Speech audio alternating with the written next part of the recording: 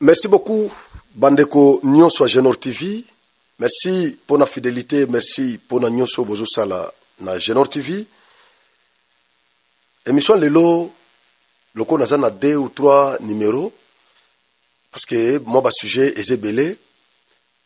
Mais numéro à Liboso Oyo, nako décrypté, à propos, il y a Paul Kagame. Na occasion, il y a prestation, il y a serment, il y a premier ministre rwandais, na ba membre du gouvernement naye, devant le président rwandais, Paul Kagame. À cette occasion, comme d'habitude, Kagame a fait un coup de gueule, a justifié ou a dédouané RDF, ou toujours accusé Mikolo Nyonso, oyo na ONU moba structure nyonso internationale balobi ki baza na territoire congolais bazo sala massacre na Congo sima ya M23. Mais Kagame a dédouané bango, Kagame a lavé bango. Toko décrypter ba propos ya Kagame, toko tanga yango pe toko décrypter yango na beni bakangi quelques cadres ya ensemble ya Moïse Katumbi les sous na complicité na M23. Donc baza ba collabo ya M23 toko tshabo ba vidéo otoza nango ya colonel moko porte-parole ya je crois Sokolade muto asanini a lobby yango. Tout ça c'est pas déjà ba propos na bisoté. Ils ont armé nde lobby yango. Alors tokotia moi ba vidéo ana comme ça bolanda yango armée na biso. En tout cas félicitations na service d'intelligence, félicitations na armée congolaise.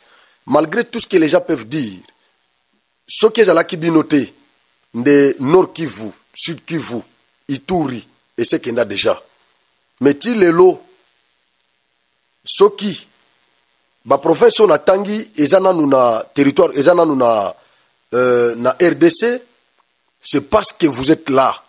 C'est parce que vous êtes là malgré ba critique, malgré ba attaque, il y a ba tout ça, mais vous faites un grand travail pour ce pays. Vous faites un grand travail pour ce pays.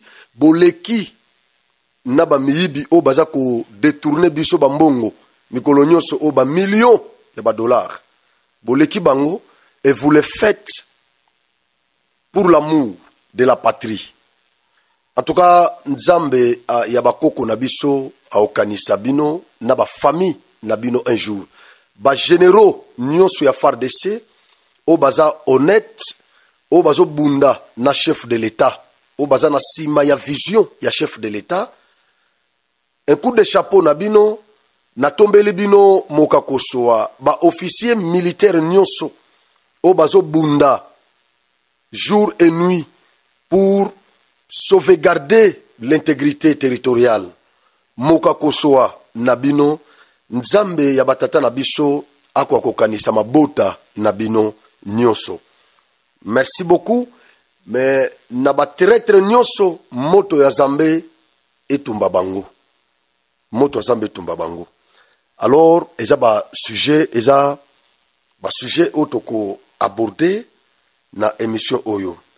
Mais avant cela, vous permettre ngai na féliciter archevêque président ya RC et jiba yamapia na initiative Oyo azui ya organiser sommet de l'unité ya église du réveil. Félicitations cher archevêque et jiba yamapia ayamba azo yamba mikolo nyonso yo ba leader ya église du réveil na bureau naye bazo solola po bamona ndenge ya organiser sommet ya unité ya église du réveil. Ba église nyonso ya réveil il faut basangana.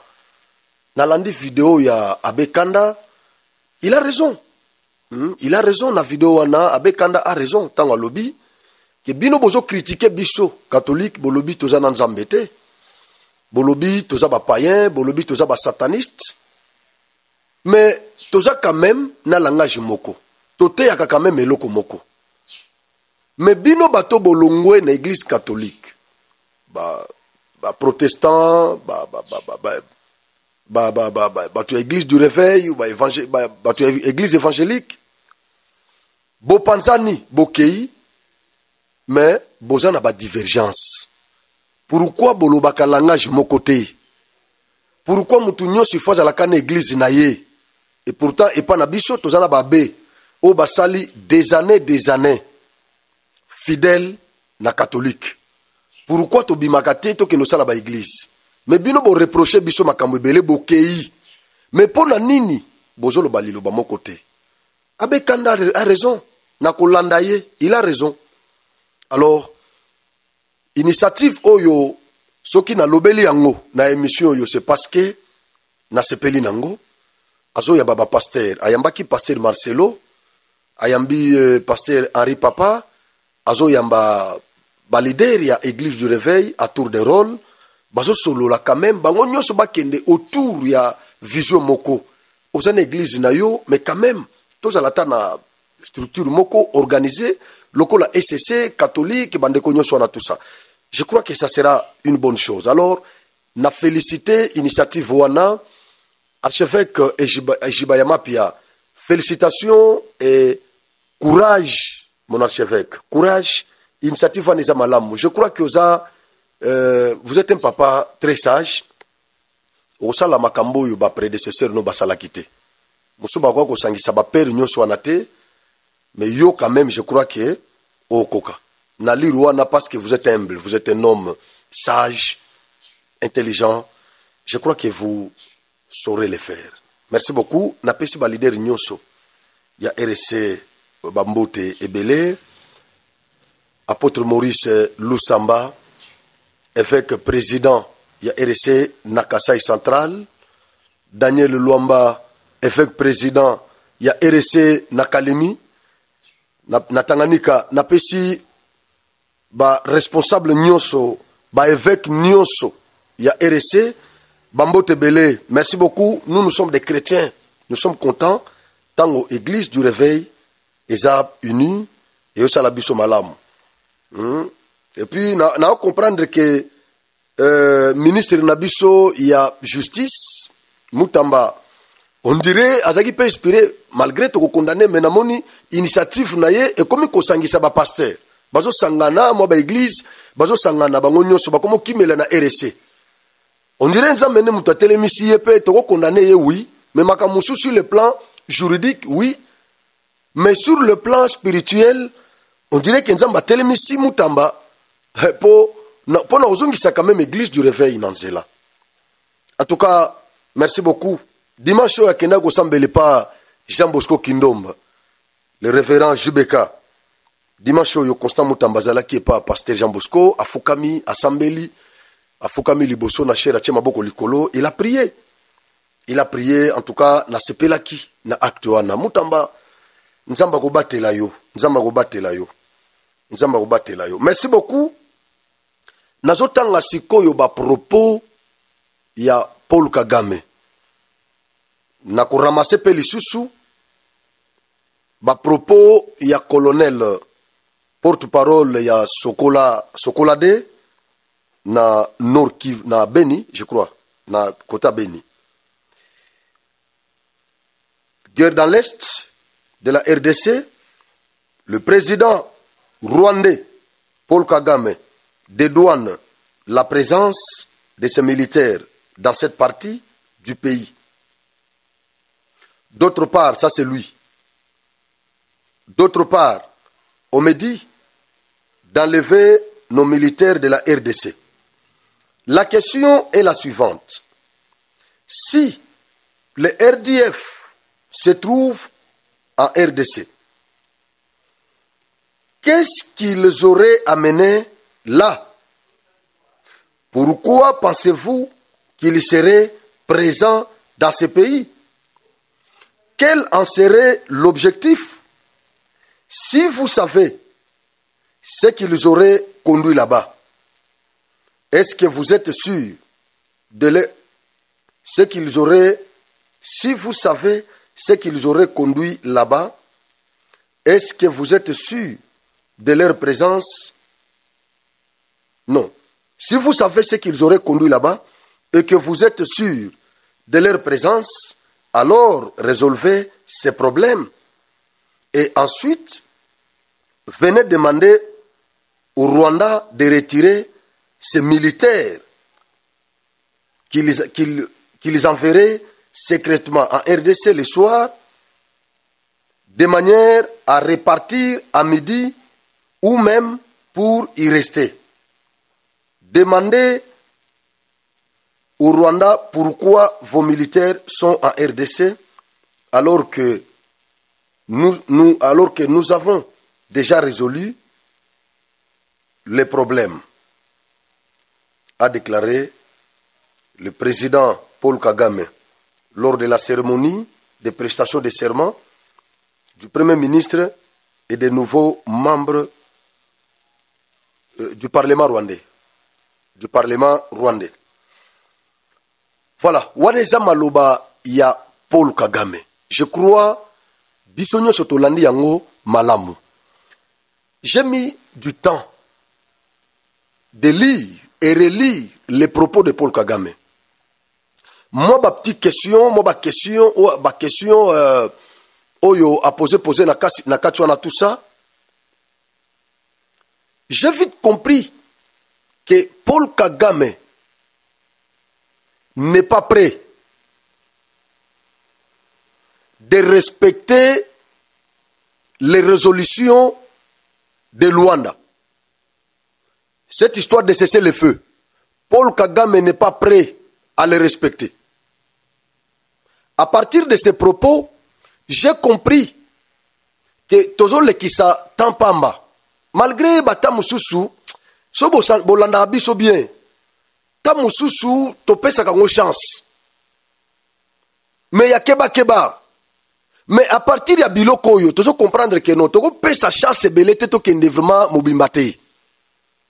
Il faut qu'on pesa moi chance mouke, comme j'avais dit na émission moko awa, que biso toza gouvernement. Tozo bundana ba terroristes ba rebelles qui ne sont pas organisés mais qui sont soutenus par des forces obscures. Et en face de nous, nous avons les droits qu'on appelle les droits de guerre ou les droits humanitaires que nous sommes obligés à respecter. Mais on le quoi baza ba rebelle ba ko respecter ngote. Ba civil o baza na ba zone wana o ezana ba atrocité. Biso to ko protéger bango. Mais M23 ne les protège pas. Bazo sasa, bazo boma. Ba militaire baza blessé. M23 bazo kata bango mitu. Mais biso so to capturer, to memi en hôpital et to déférer bango na justice.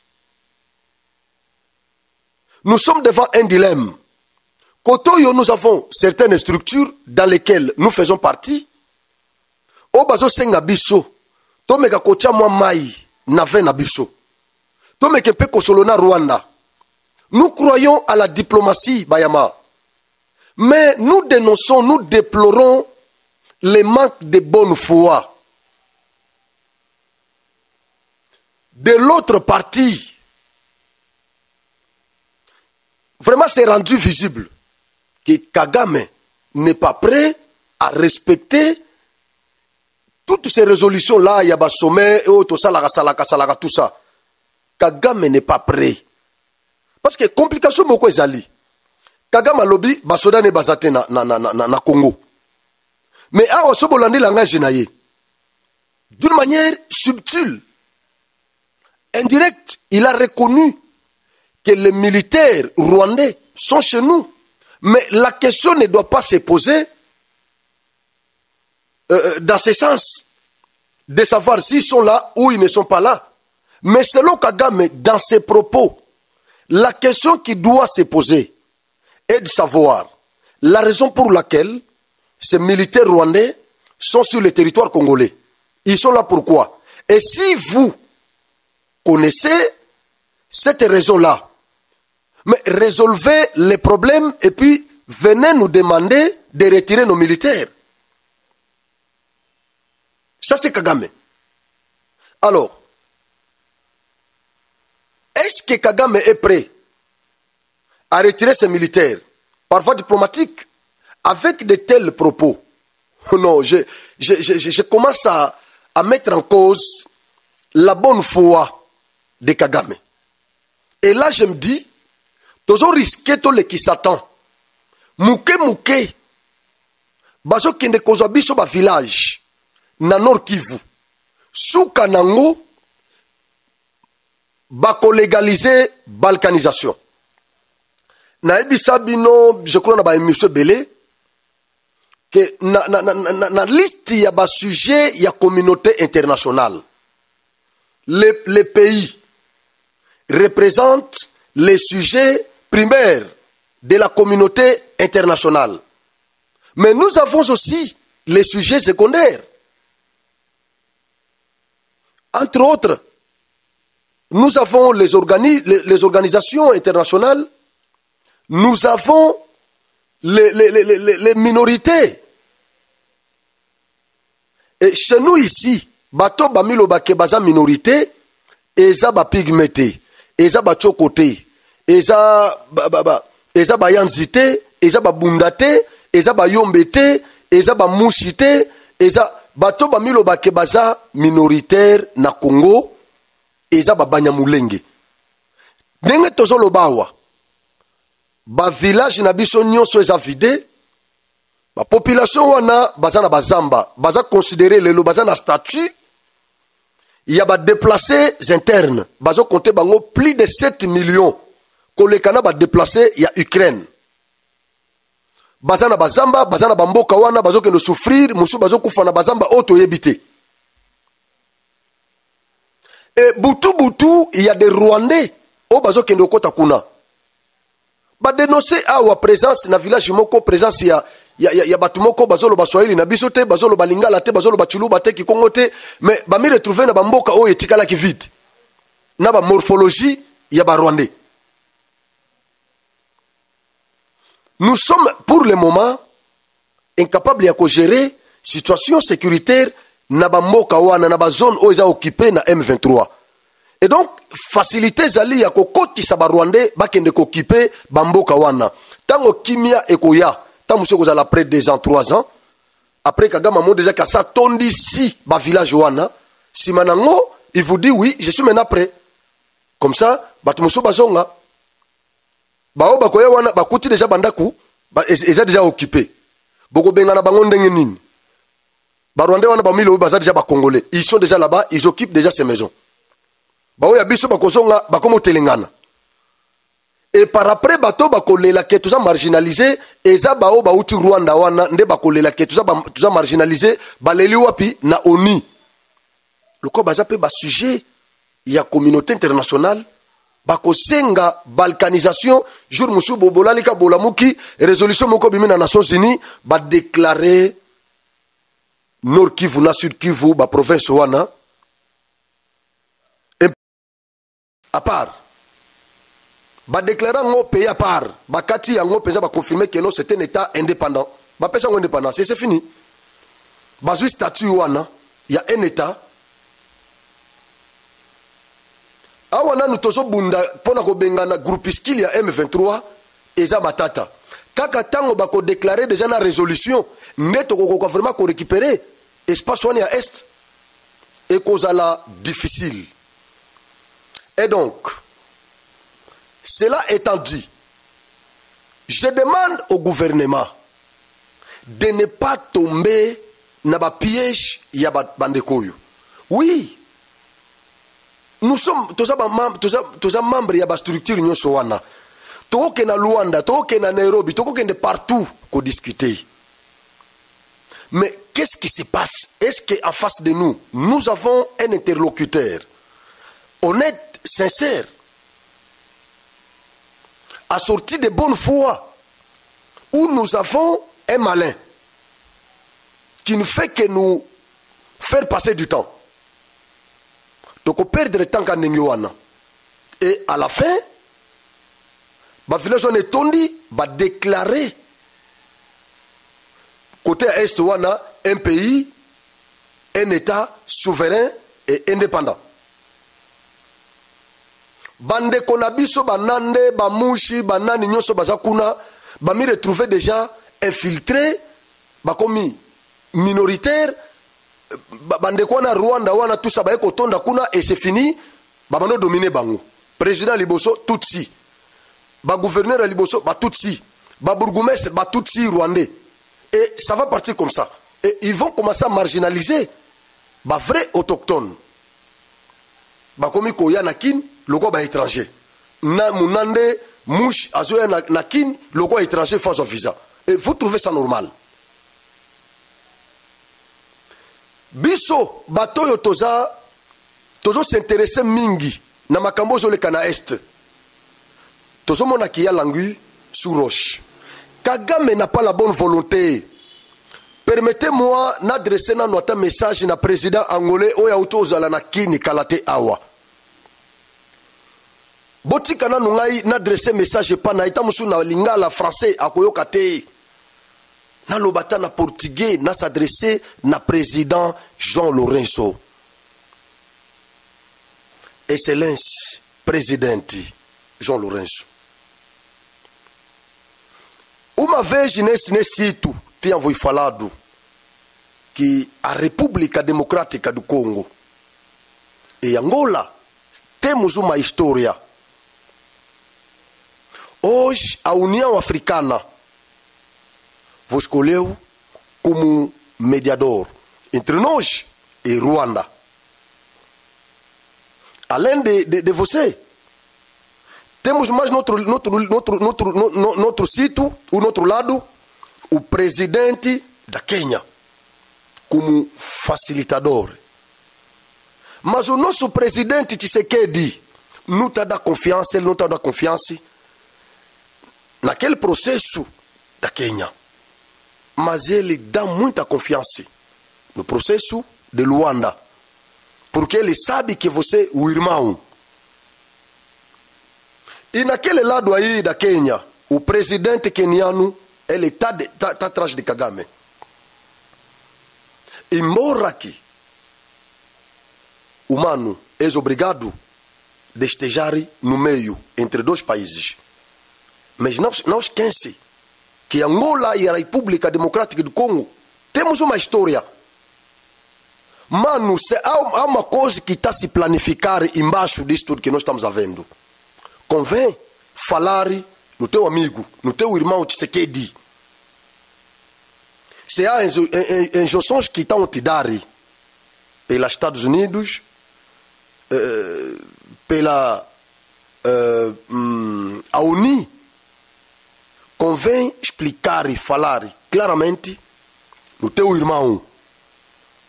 Naquele caso, vamos tomar a medida, vamos saber como nos organizarmos. Em vez de nos deixar assim, nesta distração, o tempo está a passar. E estamos a contar naquele processo de Luanda. E, portanto, nada está a adiantar. Nesse lado, o Kagame, ele não manifesta nada a boa vontade para que esteja a paz nessa parte de leste da República Democrática do Congo. Mas uma coisa que eu vou pedindo ao presidente angolano é só de nos falar verdade. Papá, mano João Lourenço, sendo um mediador, eu acho que o mano conhece muitas coisas. Nesse caso, o mano conhece muitas coisas. Mas convém nos falar se há um plano maléfico, diabólico, que está sendo planificado contra a República Democrática do Congo. Convém nos falar, papá. O presidente queniano está atrás de Kagame. Por isso que Tshisekedi não deu nada de confiança naquele processo aí da Quênia. Mas está dando confiança no processo de Luanda. Porque ele sabe que quem está em cima daquele processo é o irmão dele. E nós contamos em vocês. Muito obrigado. Merci. N'adressez qui message na profiter. N'adressez message na président. Je crois nazana bandego belé na Luanda bana mai belé. Bakotambusa parti oyo ti e okoma na présidence angolaise. Comme ça, ce qui a koyokata Félix, c'était ayokata biso. Ayokata biso, netozolo pena boy. Kagame aza na bonne foi te. Tango azotu na biso, alobi, soki boyebi ke armée rwandaise eza na Congo, baza kuna po na nini? Boluka koyeba pourquoi ils sont là-bas. La raison pour laquelle ils sont là-bas. Et bon résoudre le problème wana comme ça bozonga koyebisa ngai.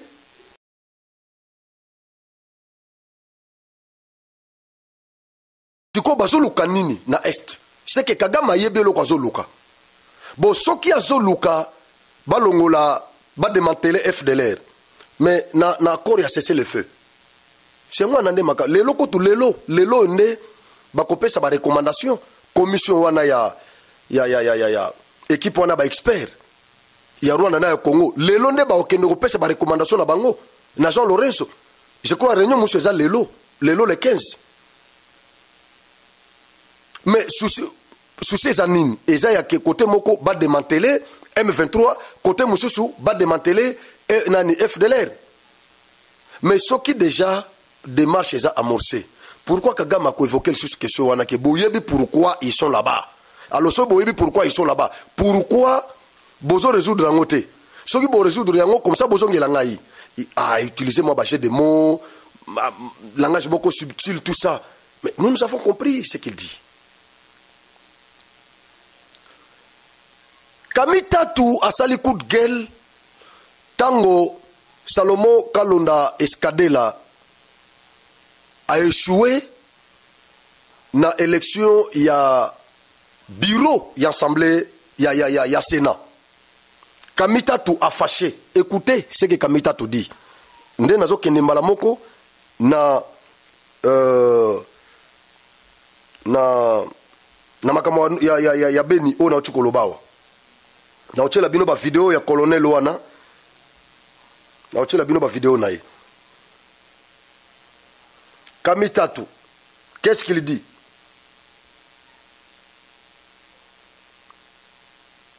Olivier Kamitatu sur l'échec de Salomon Kalonda au bureau définitif du Sénat.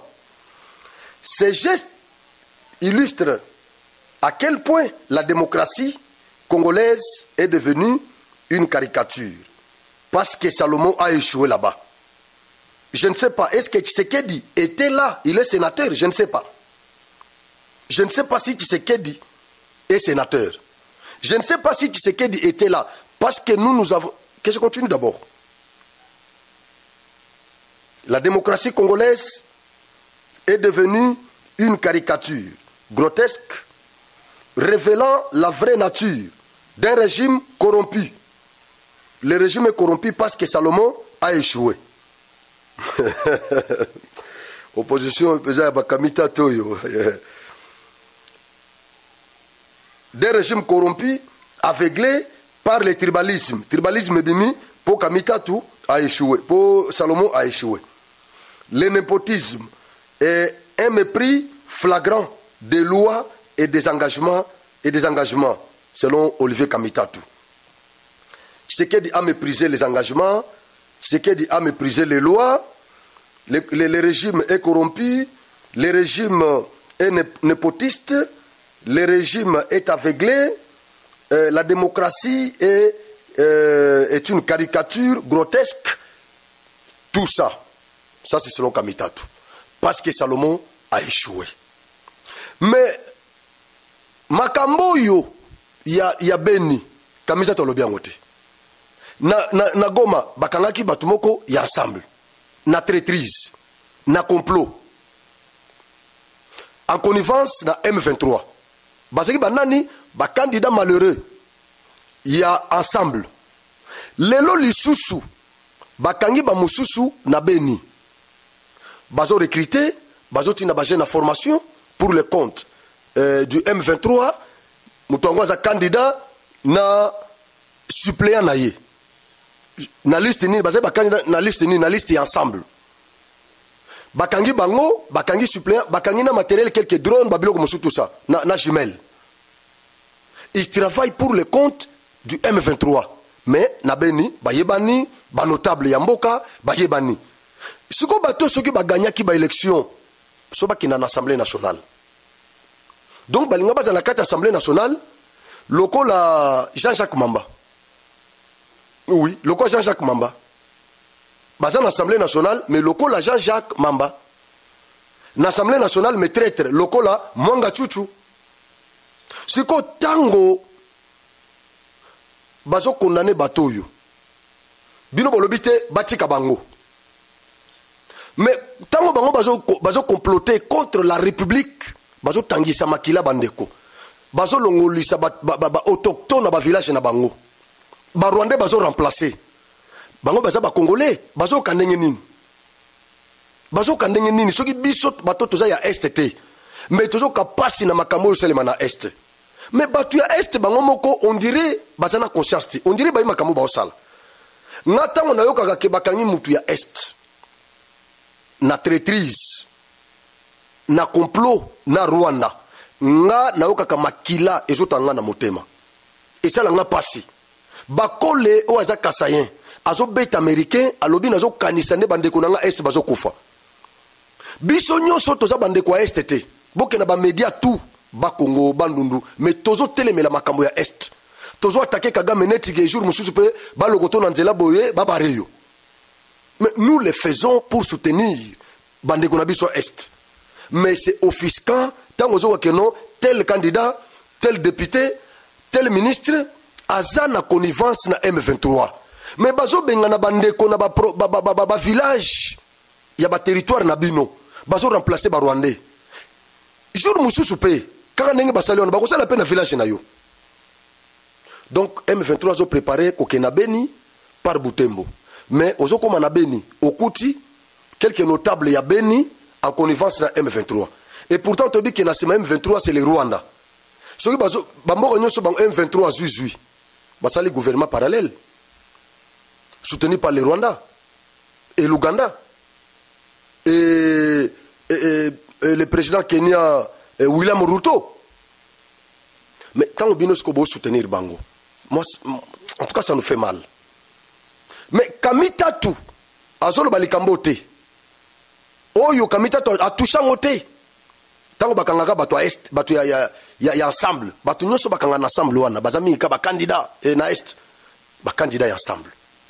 Na tikala koyo Kamita toi les gars condamnés Bato Nate.